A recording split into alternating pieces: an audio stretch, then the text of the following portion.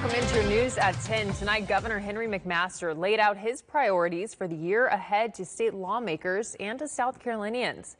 The governor delivered his annual address this evening in Columbia on a historic day for South Carolina and him personally. State House reporter Mary Green has the details. Wednesday marked the day Governor Henry McMaster became the longest-serving governor in state history. While McMaster himself did not acknowledge the achievement during his roughly hour-long speech, he did share his outlook for how to best prepare South Carolina for prosperity for many years to come. We should ask, what will South Carolina look like in 100 years?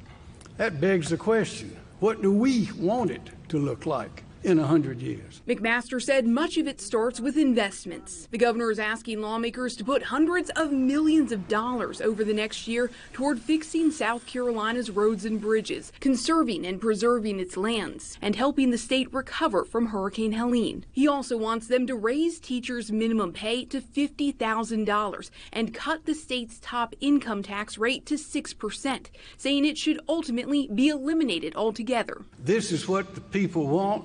And ladies and gentlemen, that's what we're going to give them. From a policy standpoint, McMaster urged the legislature to get a number of bills to his desk as soon as possible. They include one that's under debate in the Senate right now to reinstate a plan to give certain families public dollars to send their children to private schools, a plan the state Supreme Court struck down last year as unconstitutional. Parents, not school attendance lines, should determine the education that best suits their child's unique needs. McMaster also urged lawmakers to fix South Carolina's tort law, a complicated legal challenge that, in part, has led to skyrocketing liquor liability insurance costs that have made it unaffordable for bars and restaurants around the state to stay open. Individuals and businesses, both large and small, are becoming unduly penalized for the actions of others, too often through crippling financial judgments and skyrocketing insurance premiums.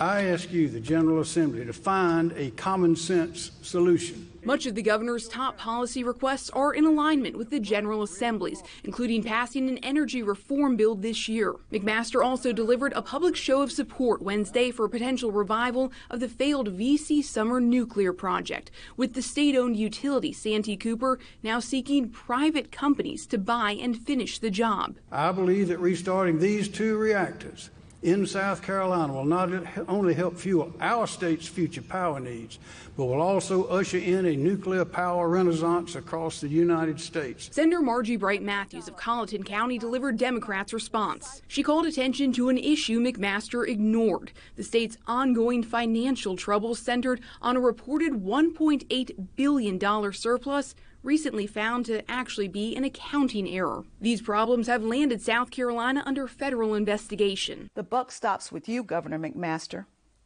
Republicans have controlled our state government for over 20 years. Your party now has a supermajority in the House and Senate. The people of South Carolina would be appalled to learn that this fiscal fiasco in the Treasurer's office dates back to 2017. But McMaster says South Carolina's best days are still ahead of it, and he called on the General Assembly and the people they represent to work together with civility to get there. And let us set our state on a course that will provide the opportunity for prosperity, success, and happiness for generations of South Carolinians to come. And Wednesday marked McMaster's 8th State of the State address and the second to last of his time as South Carolina's governor. Reporting Columbia, I'm Mary Green.